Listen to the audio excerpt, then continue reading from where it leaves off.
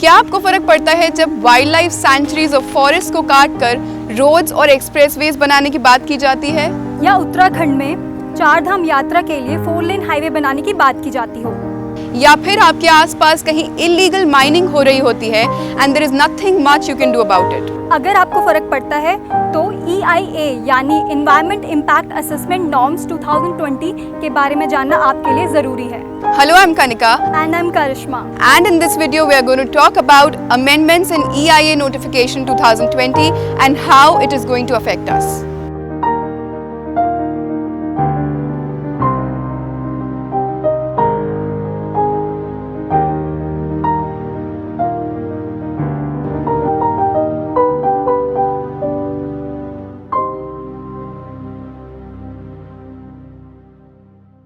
तो सबसे पहले आसान भाषा में समझ लेते हैं कि EIA है क्या। EIA gives us a legal framework for regulating the activities that access, utilize or pollute natural resources।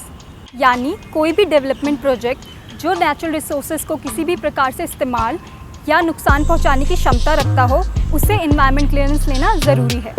EIA norms में अमेंडमेंट्स आखिरी बार 2006 में किए गए थे, जिससे एनवायरमेंटल एक्टिविस्ट और बिजनेसेस दोनों ही काफ़ी नाखुश थे।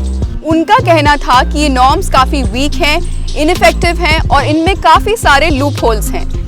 ये एनवायरमेंट को प्रोटेक्ट करना तो दूर, सिर्फ रेड टेपिज्म, करप्शन और पेपर वर्क बढ़ा रहे हैं और पर्यावरण नियमों में ढिलाई के नतीजे हम बहुत बार ट्रेजेडीज के रूप में देख चुके हैं और उसका एक बड़ा एग्जाम्पल भोपाल गैस ट्रेजेडी है। तो इन्हीं खामियों को मद्देनजर रखते हुए ministry of environment, forest and climate change ने EIA नॉर्म्स में अमेंडमेंट्स लाने की बात की है। इनफैक्ट ये ड्राफ्ट 11 अगस्त 2020 तक पब्लिक कंसल्टेशन के लिए ओपन है, यानी आप अपने सुझाव और ऑब्जेक्शंस 11 अगस्त तक सरकार को भेज सकते हैं।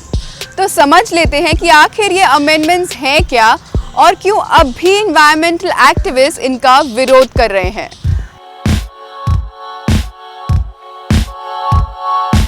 These amendment increases the discretionary power of government and limits the public engagement। यानी पहले डिफेंस एंड सिक्योरिटी से जुड़े प्रोजेक्ट को ही स्ट्रैटेजिक माना जाता था, जिन्हें एनवायरनमेंट नॉर्म्स फॉलो करने की जरूरत नहीं पड़ती थी। लेकिन 2020 अमेंडमेंट के अनुसार सरकार किसी भी प्रोजेक्ट को स्ट्रैटेजिक घोषित कर सकती है और सरकार जनता को जवाब देने के लिए भी बाध्य नहीं है।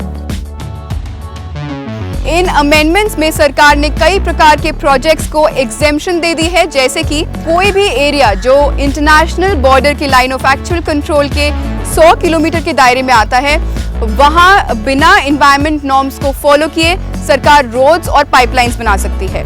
तो देखा जाए तो इस हिसाब से ज़्यादातर नॉर्थ ईस्ट का रीजन जो है वो इस इलाके में आ जाएगा और जिससे वहाँ की बायोडाइवर्सिटी को काफ़ी खतरा हो सकता है। दूसरी एग्जेम्पशन इनलैंड वाटरवे प्रोजेक्ट्स और नेशनल हाईवे एक्सपेंशन से जुड़े प्रोजेक्ट्स को दे दी गई है, यानी इन प्रोजेक्ट्स को एनवायरमेंट नॉर्म्स को फॉलो करने की ज़रूरत नहीं पड़ेगी, चाहे वो फॉरेस्ट को नुकसान पहुंचाकर या फिर नदियों को नुकसान पहुंचाकर ही क्यों ना बनाए जा रहे हों। इनके 2 बड़े एग्जाम्पल्स हैं, तडोबा अंधेरी नेशनल पार्क प्रोजेक्ट और मुंबई नागपुर हाईवे प्रोजेक्ट। अगर ये हाईवेज बनाए जाते हैं तो ना सिर्फ इसकी वजह से लाखों पेड़ काटे जाएंगे, बल्कि ये फॉरेस्ट की इको सेंसिटिव जोन से होकर गुजरेंगे। कोई भी ऑर्गेनाइजेशन जो पर्यावरण नियमों का उल्लंघन कर चल रही थी, अब वो बाद में जाकर भी क्लियरेंस ले सकती है। बस उसको सरकार को एक नॉमिनल पेनल्टी और एक रेमिडिएशन प्लान सबमिट करना पड़ेगा। और 2020 अमेंडमेंट में पोस्ट फैक्टो क्लियरेंस को लीगलाइज करने की बात की गई है, जिसे सुप्रीम कोर्ट ने 11 अप्रैल 2020 को ऑलरेडी कानून के खिलाफ बताया है। ये अगला पॉइंट काफी हास्यास्पद है। मान लीजिए आपके घर के आसपास कोई इलीगल माइनिंग या किसी प्रकार की एनवायरमेंटल नॉर्म्स का उल्लंघन हो रहा हो, तो आप उसकी कंप्लेंट नहीं कर सकते। उसकी कंप्लेंट या तो सिर्फ कोई सरकारी विभाग कर सकता है या फिर वो खुद कर सकता है जिसके द्वारा वो इलीगल एक्टिविटी की जा रही है। पहले 20,000 स्क्वायर मीटर या उससे बड़ी बिल्डिंग बनाने के लिए एनवायरमेंट क्लियरेंस लेना ज़रूरी था। अब इस ड्राफ्ट के मुताबिक इस लिमिट को 1.5 लाख स्क्वायर मीटर कर दिया गया है। इसे ऐसे समझते हैं कि एयरपोर्ट का एक टर्मिनल 40 से 50 हज़ार स्क्वायर मीटर के दायरे में बनाया जाता है।